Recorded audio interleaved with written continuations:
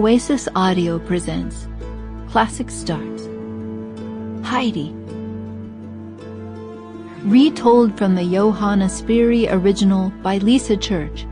Read for you by Rebecca K. Reynolds.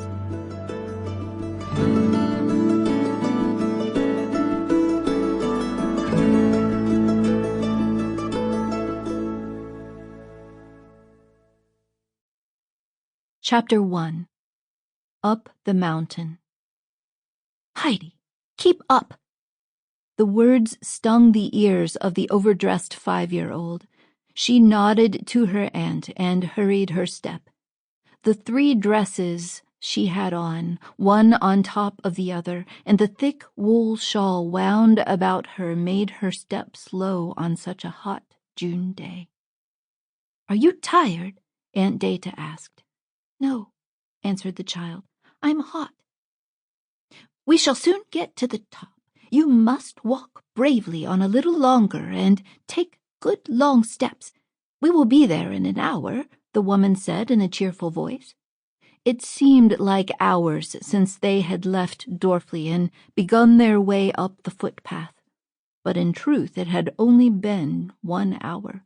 Just enough time had passed to take them to a small village built into the side of the mountain. People usually stopped here to rest and visit with friends on their way to the top, but today the young woman and the child did not stop to rest. The trip they were on was too important to interrupt with friendly visits. "If you're going farther up the mountain, I will walk with you, Dete," a woman called out. Dete waved and nodded to the woman. She slowed her steps a little so the older lady could join her. "I suppose this is the child your sister left?" the woman asked when she saw Heidi. "Yes," answered Dete. "I am taking her to live with her grandfather."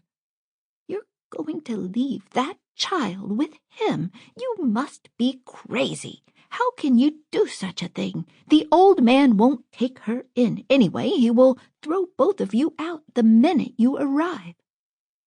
"He can't very well do that," Dete answered. "He is her grandfather. I have taken care of her since her mother died when the poor babe was only 1. But now I have some great chances coming my way. I'm finally going to have a nice place to live and work. It's about time that her grandfather does his duty." "So you are just going to leave the child with the old man and move away?" the old woman asked in surprise. "It's hard for me to believe that you could do such a thing." "What do you mean?" asked Dete. "I have done my duty with Heidi. What do you think I should do with her? I can't take her with me." The old woman never gave her an answer. The house she was stopping to visit appeared before them. Dete remembered this hut. A younger woman lived there with her mother and her son, Peter. Almost everyone knew the 11-year-old boy. Each morning he would go down to the valley to fetch the goats. Then he would drive them up the mountain and take care of them until it was time to go home for the night.